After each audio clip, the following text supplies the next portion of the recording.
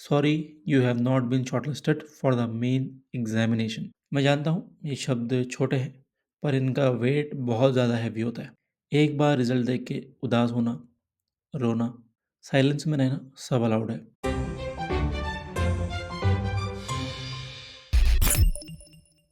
तो दोस्तों, आज की इस वीडियो में मैं उन लोगों से बात करने आया हूँ जिनका स्क्रीन पे लिखे हुए वो दो शब्द देख के दिल टूट गया, जो थे sorry you have not been shortlisted for the main examination. मैं जानता हूँ ये शब्द छोटे हैं, पर इनका वेट बहुत ज़्यादा हैवी होता है। ये सिर्फ एक लाइन नहीं होती, ये महीनों या फिर सालों की मेहनत, रातों की नींद और सपनों का एक साइलेंट ब्रेक होता है। किसी ने लाइब्रेरी में दिन रात बिताए, किसी ने जॉब छोड़ के प्रिपरेशन की, किसी ने फैमिली के ताने झेले और किसी ने अपना सोशल लाइफ सेक्रीफाइस कर दिया। और फिर जब रिजल्ट आया तो स्क्रीन पर लिखा था sorry you have not been shortlisted for the main examination. चाहे वो 0.25 मार्क्स से हो, 0.65, वन नंबर, 1.25, ठीक है, तो बुरा तो लगता है, नो डाउट। कट ऑफ इस बार बहुत हाई गई क्योंकि वैकेंसीज़ कम थी। पिछली बार कट ऑफ कम गई क्योंकि वैकेंसी ज़्यादा थी। तो दोस्तों, जब भी रिज़ल्ट आया होगा, उस मोमेंट में सब कुछ रुक जाता है। मन में एक खामोशी, एक गिल्ट, एक सेल्फ डाउट। लगता है जैसे दुनिया जीत गई और मैं हार गया। लेकिन दोस्तों, ये सोचना गलत है, क्योंकि असली जीत वही करता है जो हर हार के बाद फिर से वापस उठता है। देखो दोस्तों, सबसे पहले ये समझो कि पेन नॉर्मल है। आई नो अगर आपकी एज बहुत ज़्यादा है तो आप इस बात से सहमत नहीं होंगे। अगर आपने बहुत सारे एग्ज़ाम्स मिस कर दिए हैं अभी तक, ठीक है। अगर आपकी अभी एज थोड़ी बची है एग्ज़ाम्स के लिए, तो पेन नॉर्मल है। डिसअपॉइंटमेंट फ़ील करना गलत नहीं है। तुम इंसान हो, रोबोट नहीं। एक बार रिज़ल्ट देख के उदास होना, रोना, साइलेंस में रहना सब अलाउड है। लेकिन बस एक चीज़ गलत है, रुक जाना। एक बार रुको, लेकिन सरेंडर मत करो। एक बार सोचो, पर सेल्फ डाउट में मत आओ। ये दुःख तुम्हें तोड़ने के लिए नहीं आया, ये दुःख तुम्हें शेप देने के लिए आई है। एक टॉपर ने एक बार कहा था, मैं जब फेल हुआ था तब मुझे लगा मैं ख़त्म हो गया, पर बाद में समझा वो मेरा टर्निंग पॉइंट था।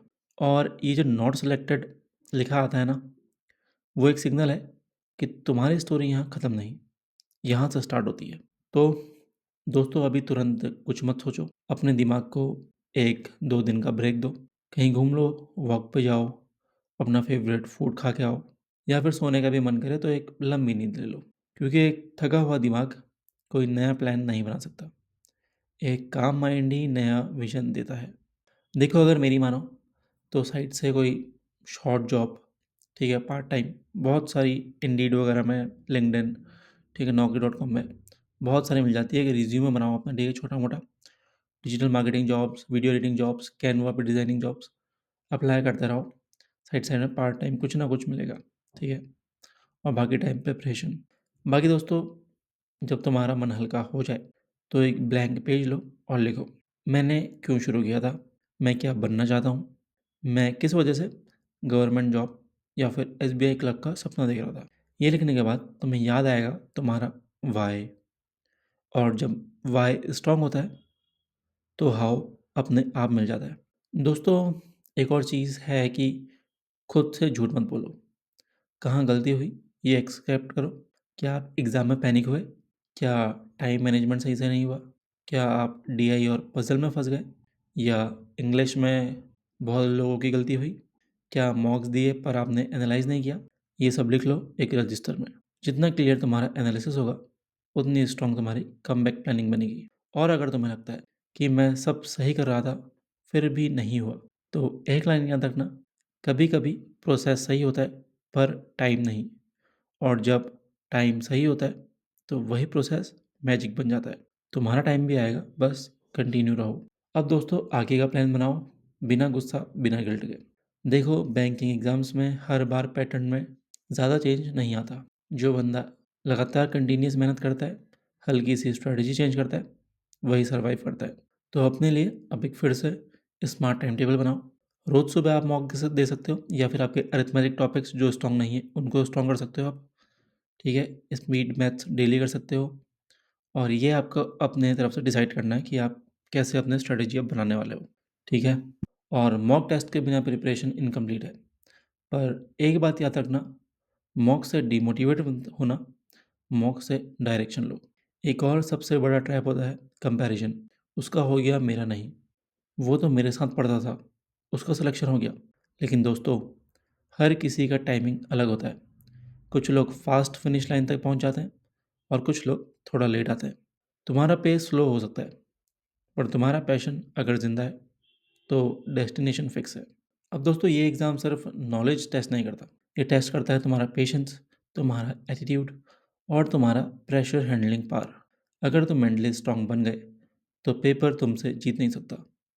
एक दिन आएगा जब तुम एग्ज़ाम रूम में बैठोगे और तुम्हारा दिमाग चिल मोड में होगा, क्योंकि तुमने पहले सब देखा हुआ होगा।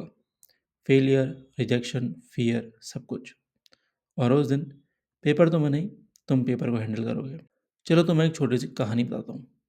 एक लड़का था, पहला अटैम्प्ट एसबीआई क्लर्क में नॉट सेलेक्टेड, दूसरा अटैम्प्ट मेंस में फेल, तीसरा अटैम्प्ट जीए सेक्शन में 1 मार्क्स से रह गया, लेकिन उसने छोड़ा नहीं।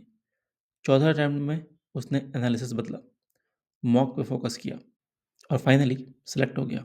और जब उससे पूछा गया, भाई क्या फील हुआ, उसने बोला, मैं खुश हूँ कि मैं 3 बार फेल हुआ, क्योंकि क्योंकि अगर पहले अटैम्प्ट में निकल जाता तो मैं कभी स्ट्रांग नहीं बनता। सो रिमेंबर, हर फेलियर एक नया वर्जन बना रहा है तुम्हारा। तो अब एक वॉरियर शेड्यूल रेडी करो, ऐसा शेड्यूल जिससे तुम खुद प्राउड फील करो। ये तुम्हें अपने हिसाब से करना है, चैट जीपीटी की हेल्प लो, किसी की भी लो, तुम्हारे ऊपर है। और एक लाइन लिखो अपने टाइम टेबल पे, I will not stop until I make it. ये लाइन हर दिन तुम्हें याद दिलाएगी कि तुम सिर्फ एक अटैम्प्ट दूर हो अपने ड्रीम से। देखो, एसबीआई क्लर्क गया, पर अभी तो आईपीपीएस क्लर्क, आरआरबी, ठीक है, ईसीजीसी आ रहा है, आरबीआई असिस्टेंट भी है, सब लाइन में है। ये साल खत्म नहीं हुआ, गेम अभी बाकी है दोस्तों। हर एग्ज़ाम एक फ्रेश स्टार्ट है और अब तुम्हारा माइंड और स्ट्रांग है, तुम्हारा अप्रोच और मैच्योर है। अगली बार जब एग्ज़ाम में बैठोगे ना, तो तुम्हारा कॉन्फिडेंस अपना काम करेगा। तुम्हारा एक एक आंसर में जो एक्सपीरियंस दिखेगा, जो आज की रिजेक्शन ने दिया है।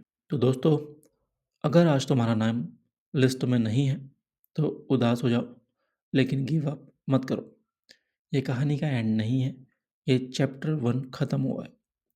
अगला चैप्टर लिखने की जिम्मेदारी तुम्हारी है, और जब लिखोगे तो पूरा पेज मोटिवेशन से भरा होगा।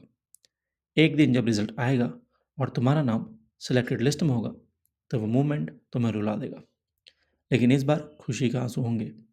और जब तुम्हें अपने आज के स्ट्रगल पे फ़क्र होगा, क्योंकि तुम रुके नहीं, तुम लड़ते रहे।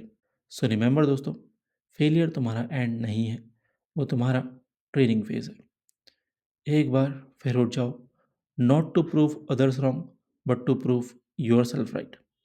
बिकॉज नेक्स्ट टाइम जब रिजल्ट आएगा, तुम्हारा नाम लिस्ट में होगा और तुम बोलोगे, नॉट सेलेक्टेड था, पर अब मैं सेलेक्टेड हूँ। I wish you all the very best. Video पसंद आई हो लाइक ज़रूर कर देना, चैनल को सब्सक्राइब करना मैंडेटरी है। मिलता हूँ एक और शानदार और धमाकेदार वीडियो में।